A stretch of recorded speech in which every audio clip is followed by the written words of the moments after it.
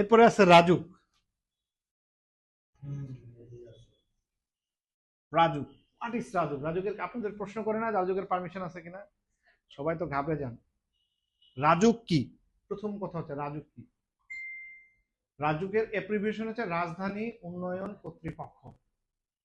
এখন প্রথমত এইটা রাজুক, যখন রাজুকের আগে ছিল এটা গৃহায়ন, গণপূর্তির আন্ডারে ছিল, তখন দেখলো যে এইটাকে যদি সত্তা মানে স্বায়ত্তশাসিত না করা যায় তাহলে মুশকিল।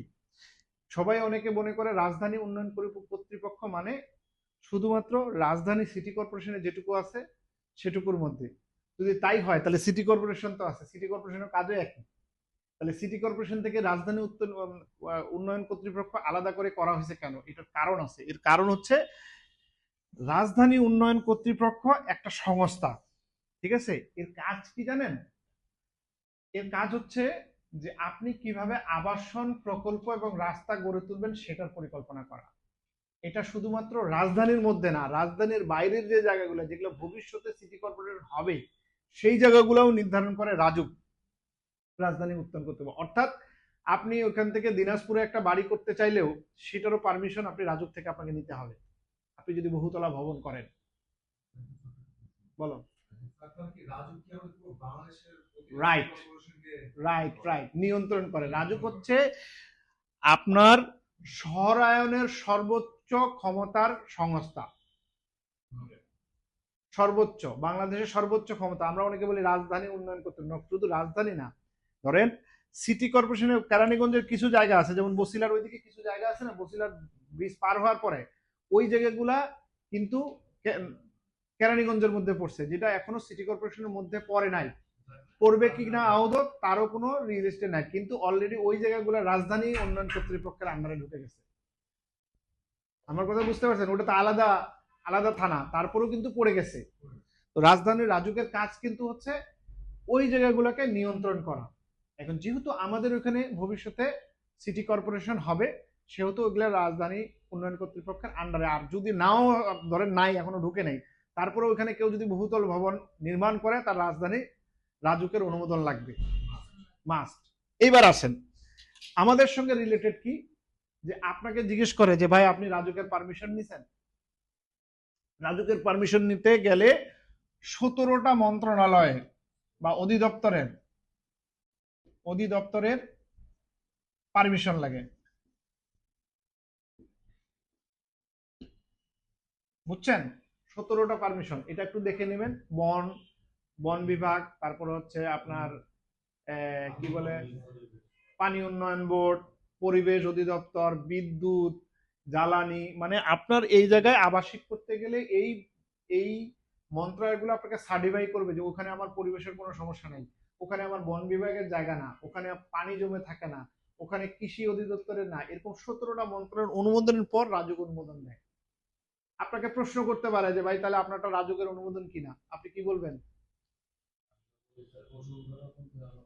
রাইট, বলবেন যে স্যার রাজুকের অনুমোদন তো এটা প্রক্রিয়া দেন, রাজুক অনুমোদন দেয় কবে? যখন আপনার এখানে রাস্তাঘাট সব কমপ্লিট হবে তখন রাজুকে আমরা সাবমিট করব, তখন রাজুক করে দেয়। তার আগে আমার 17টা মন্ত্রণালয় থেকে পারমিশন নিতে হবে। এখন যদি আমি খোলা জায়গায় 17টা মন্ত্রণালয় পারমিশন, এক একটা মন্ত্রণালয় যদি আমার 10 কোটি টাকা দেয় তাহলে 170 কোটি টাকা। এবার আসেন রাজুকে 30 কোটি, তাহলে আমার টোটাল হলো 200 কোটি।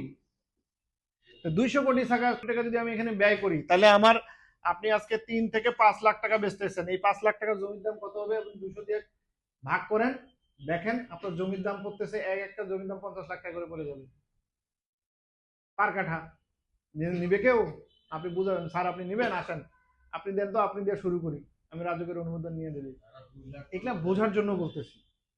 সো আপনারা যেটা করবেন বলবেন স্যার এটা তো প্রক্রিয়াধীন, তারপরে ওই যে বসুন্ধরার কথা দেবেন, বসুন্ধরা এখন পর্যন্ত জিএইচ ব্লকের পরে অনুমোদন পায়নি, অথচ তার এন ব্লক, আইজেকে, এফ এল পর্যন্ত মানুষ বসবাস করা শুরু করে দিছে।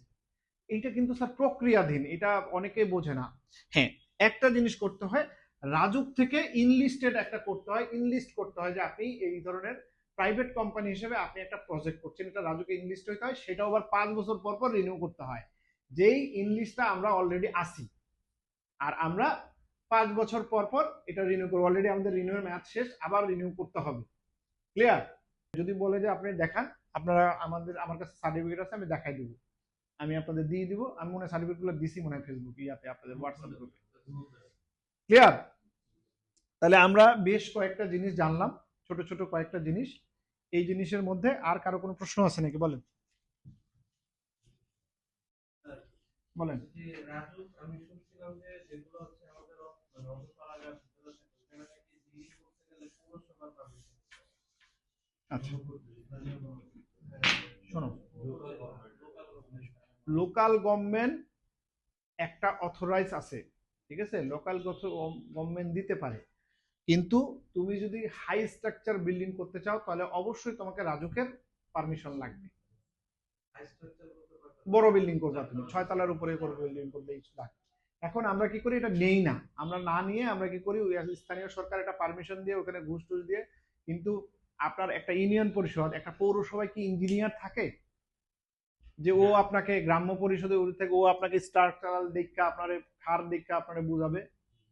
বুঝাবে না, পারবে না। তাহলে ও কিভাবে অনুমোদন দিবে একটা বিল্ডিং এর? বুঝতে পারছো? তো রাজুকে যাইতে হবে, রাজুকে বড় বড় প্ল্যানার আছে, টাউন প্ল্যানার লাগে। একটা বিল্ডিং এর অনুমোদন জন্য টাউন প্ল্যানার লাগে। টাউন প্ল্যানারটা অনেকে বোঝেই না, টাউন প্ল্যানার কি। একটা জমির মধ্যে টাউন প্ল্যানিংটা কি, একটা জমিতে কত শতাংশ জায়গা ফাঁকা রাখতে হবে, কত শতাংশ রাস্তা হবে, কত শতাংশ লোক বসবাস করতে হবে, এইটার উপযোগী এই টোটাল প্ল্যানিংটা করা হচ্ছে টাউন প্ল্যানের কাজ। মানে এই বনানীতে কতজন লোক বসবাস করবে সেটা আগেই নির্ধারণ করে দিছে টাউন প্ল্যানার, যে এতজনের লোক বেশি থাকতে পারবে না, ওখানে কত বিল্ডিং হবে, এই এক একটা বিল্ডিং এ কতজন থাকতে পারবে, কতটা ক্যাপাসিটি। এইটা আমরা কিন্তু অনেকে ভাবি যে এই জায়গাটা একটা এটা তো জমি, আমরা যত ইচ্ছা বাড়ি, এরকম হয় না কখনো। এই জমিটারও একটা ক্যাপাসিটি আছে, কিছু লোক নির্ধারণ ক্ষমতা আছে, সেই অনুযায়ী করা, যেটা টাউন প্ল্যানার কাজ। সেটাকে টাউন প্ল্যান পৌরসভায় আছে নাই, তাহলে ও কিভাবে পারমিশন দেবে? ক্লিয়ার? অর্থাৎ হ্যাঁ, এইখানে একটা ব্যাপার আছে, আমরা কি করি, করি না, এটা একটা ব্যাপার। আমরা একটা বড় বিল্ডিং ওই দিনাজপুরে করলে রাজুকের পারমিশন নেই, অরিজিনালি কিন্তু রাজুকের পারমিশন লাগবে। আর কিছু বলেন? কি জানি কথা বলতে বলতে এর ভুলে গেলেন, টাউন প্ল্যানিং এর ব্যাপারটা ভুলে গেলেন। এই যে আমার একটা প্রশ্ন হচ্ছে যে যেটা সিটি কর্পোরেশন আন্ডারে, ওইটা তো রাজুক নির্ধারণ করতেছে, বাই দিচ্ছে, পারমিশন দিচ্ছে। কিন্তু যেটা সিটি কর্পোরেশনের বাহিরে, কিন্তু কেউ যদি মানে মানে প্ল্যান করে যে আমি হচ্ছে 10 তলা বিল্ডিং করব, রাইট, তখন তাহলে এইবার আসো, স্থানীয় সরকার শুধুমাত্র এনওসি দিতে পারে। এনওসি আর পারমিশন এক জিনিস না। এনওসি হচ্ছে কি, অনাপত্তি সনদপত্র, যে তুমি এখানে বিল্ডিং করতে পারো।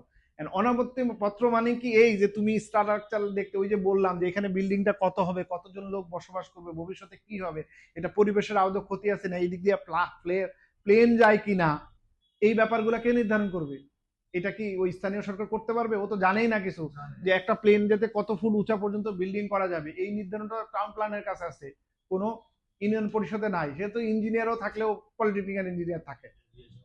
হ্যাঁ, এভিয়েশন থেকে পারমিশন নিতে হয়, এই পারমিশন গুলো দেয় রাজু। তো ইউনিয়ন পরিষদে গেলেও তুমি যখন হাইরাইজ বিল্ডিং করবা, বড় বিল্ডিং করবা, তখন লাগবে।